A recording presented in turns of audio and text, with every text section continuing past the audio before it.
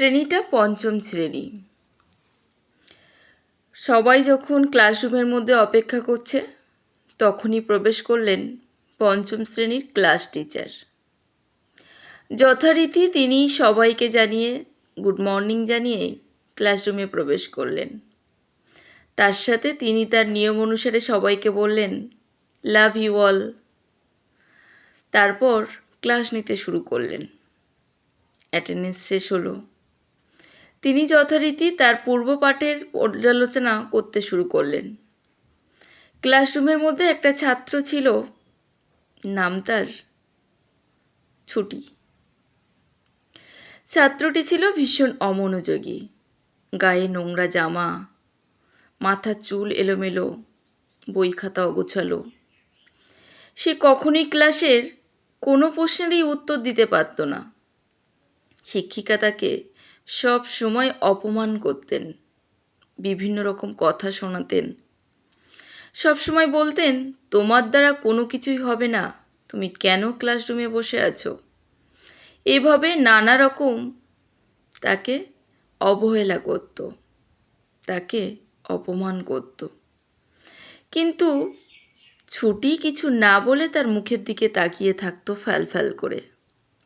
এইভাবে এক্সাম এগিয়ে এলো। প্রথম সেমিস্টারে রিপোর্ট কার্ড বেরোলো। শিক্ষিকা সবার কার্ডে ভালো মন্দ সব কিছু লিখে দেওয়ার পর ছুটির কার্ডে লিখল ভীষণ অমনোযোগী, হবে না পড়াশুনো। এইভাবে তিরস্কর টাইপের কিছু লিখলেন। তাই দেখে প্রিন্সিপাল ম্যাম বললেন তুমি এটা কি লিখেছো? ওর বাবা তো ওকে বকবে। ক্লাস টিচার বললেন ওর সম্পর্কে ভালো কিছুই নেই যে সেটা আমি লিখব। ও তো ক্লাসে কোনো কিছুই পারে না, অমনোযোগী, পড়াশোনার প্রশ্নের উত্তর দিতে পারে না, ওর মধ্যে ভালো কোনো গুণই নেই। প্রিন্সিপাল একটু অবাকই হলেন। তারপর তিনি ক্লাস টিচারকে ছুটির ক্লাস 4-এর রিপোর্ট কার্ডটা দেখালেন। তিনি বললেন সময় পেলে এটা একটু দেখো। রিপোর্ট কার্ডটা দেখে ক্লাস টিচার অবাক হয়ে গেলেন।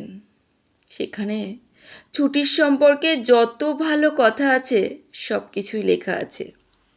লেখা আছে তার মতো বুদ্ধিমান ছেলে খুব কমই আছে ক্লাসের মধ্যে,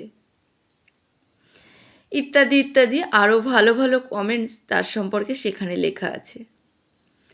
তখন ক্লাস টিচার অবাক হয়ে গেলেন। তিনি ছুটির ক্লাস 4-এর ফাইনাল রিপোর্ট কার্ড দেখলেন। তাতে তিনি দেখলেন সেখানে ক্লাস টিচার লিখেছে ছুটি এখন একটু পড়াশোনায় অমনোযোগী হয়ে গেছে।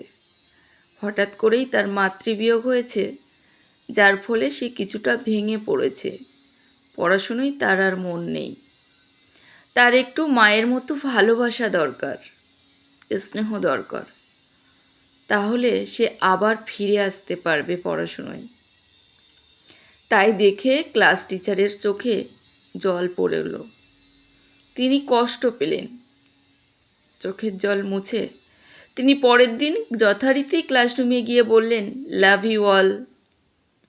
দেখলেন ছুটিও এসছে। সে চুপচাপ বসে আছে ফ্যাল ফ্যাল করে মুখের দিকে তাকিয়ে।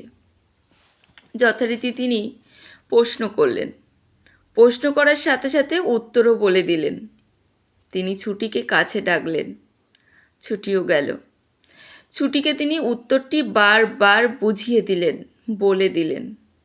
দেখলেন ছুটি আস্তে আস্তে সেই উত্তরটা বলতে শুরু করেছে। তাই দেখে ক্লাস টিচার খুবই খুশি হয়েছেন। পরপর ক্লাস করাতে লাগলেন। পরের দিনও তিনি একইভাবে ক্লাস করালেন। দেখলেন ছুটি আস্তে আস্তে তার পড়াশোনার মধ্যে ফিরছে। এখন আর উত্তর বলে দিতে হয় না, প্রশ্ন করার সাথে সাথে সে নিজেই উত্তর দেয়।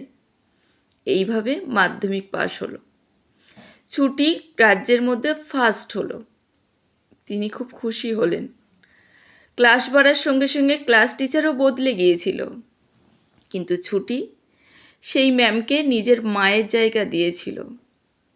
পঞ্চম শ্রেণীর যখন শেষ ক্লাস, সেই সময় সবাই ম্যামকে কিছু না কিছু উপহার দিয়েছে, ছুটিও দিয়েছিল।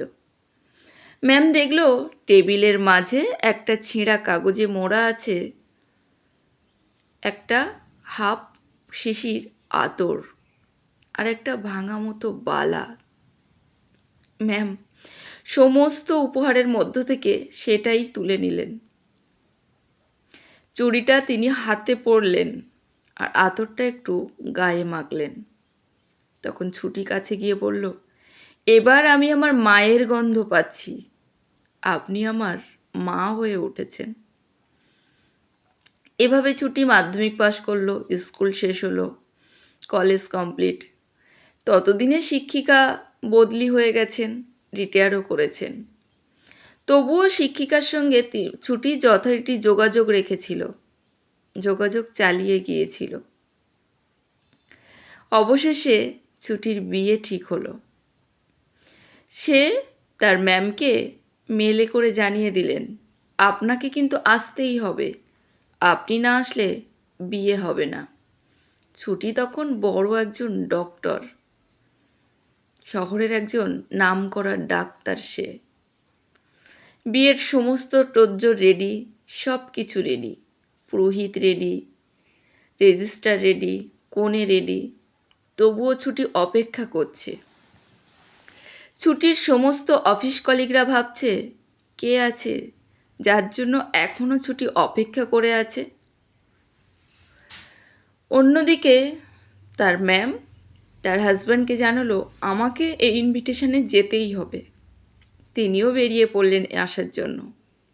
অবশেষে তিনি ছুটির বিয়েতে উপস্থিত হলেন।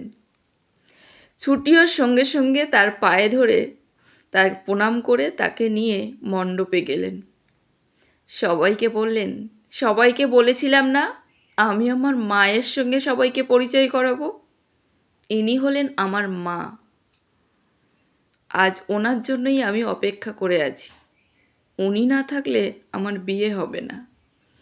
এই জন্যই আমি এতক্ষণ অপেক্ষা করে বসেছিলাম।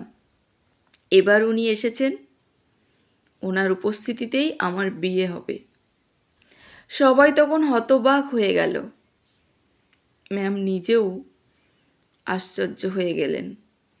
এত বড় ডক্টর, তবুও তিনি তার ম্যামকে ভোলেননি। ম্যামকে তিনি তার মায়ের জায়গা দিয়েছেন। আজ উনি ছিলেন বলেই হয়তো ছুটি আজ এত বড় ডক্টর হতে পেরেছে, নিজের পায়ে দাঁড়াতে পেরেছে, মানুষ হতে পেরেছে। কি মনে হয় তোমাদের? একটু জানিয়ে যেও কমেন্ট বক্সে।